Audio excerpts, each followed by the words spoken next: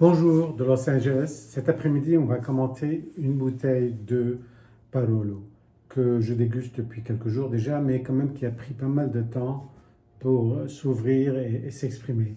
Donc c'est un Francesco Rinaldi et Fili, le Barolo Canubi. Ils ont quelques cuvées. Le Canubi est une de leurs parcelles, la colline du Canubi. Ils en ont dans le Brunate et puis des Langhe et d'autres combinaisons. Donc la maison Rinaldi, c'est quand même une maison qui est très bien connue, mais surtout, je crois, c'est les Giuseppe Rinaldi, qui, à la base, Giuseppe et Francesco étaient frères, ils se sont séparés vers les 1920. Francesco a gardé la propriété familiale qui remonte au 19e siècle, et Giuseppe s'en est allé et a acheté des très grandes parcelles dans le temps, c'était plus facile de le faire. Il a développé sa maison éponyme qui est devenue une des légendes du Barolo avec ses méthodes et son traditionnalisme et tout ça. Bon, on a les cousins, si vous voulez, les Francesco Rinaldi et enfants et filles qui en sont déjà à la troisième ou quatrième génération depuis et qui font eux-mêmes de très belles bouteilles de Barolo qui ont peut-être plus évolué au niveau de leur technique et qui n'atteignent pas, disons, les prix de Giuseppe, mais qui quand même, au niveau qualité, sont très bien reconnus et très appréciés. Voilà, c'est une bouteille de 2013 que j'ai achetée récemment. 2013, c'est un millésime un peu sous-estimé, disons, en Italie, surtout dans le Piémont, où j'ai eu l'occasion déjà de déguster des vins de Nebbiolo de très bonne qualité et qui en fait, qui vous donne envie de découvrir le millésime 2013. C'est déjà un peu assez vieux, disons, pour un Barolo.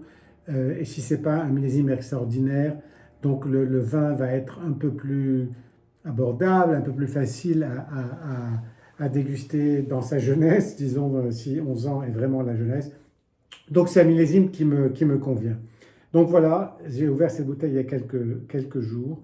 Et disons que quand même c'était un peu difficile. Ça ne s'ouvrait pas, ça n'évoluait pas.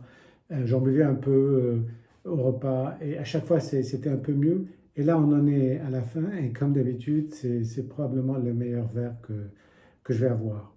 Regardons un peu la couleur. Je ne sais pas si vous pouvez voir, il n'y a pas assez de, et quand même, elle est assez claire. C'est une couleur de Barolo normale, donc un peu comme un Bourgogne, disons.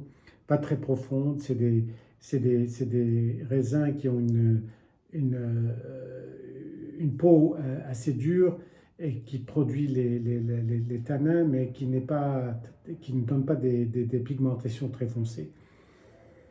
Et on est quand même, c'est devenu beaucoup plus expressif. Il y a les fruits, les cerises rouges, il y a l'alcool un peu, et un alcool mentholé.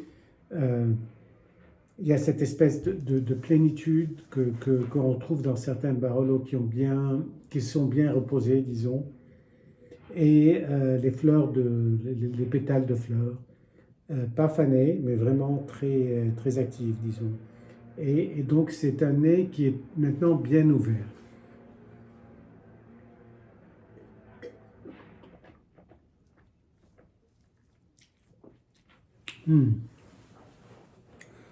En bouche, quand même, il y a un petit peu de réglisse. C'est un sol, le sol et le terroir de leur Canubi, c'est un terroir qui est en grande proportion, qui a une grande proportion de sable. Donc c'est quand même le sable, comme on le sait, donne un vin qui est peut-être un peu plus raffiné, un peu plus gourmand, mais aussi plus fruité, pas aussi sobre.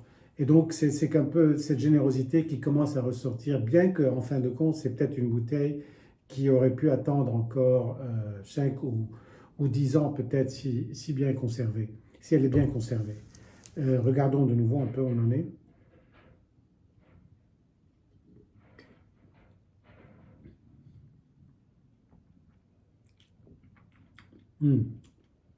Très bonne acidité, une acidité camphrée, moi je dirais, avec la réglisse et l'anis, avec aussi des fruits, mais des fruits un peu disons, acides, donc des framboises, des cerises rouges.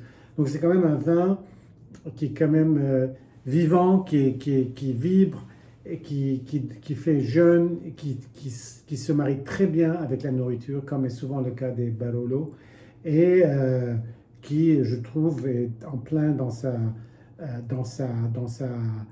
catégorie au niveau prix, au niveau qualité, au niveau âge. Donc, cheers et à très bientôt.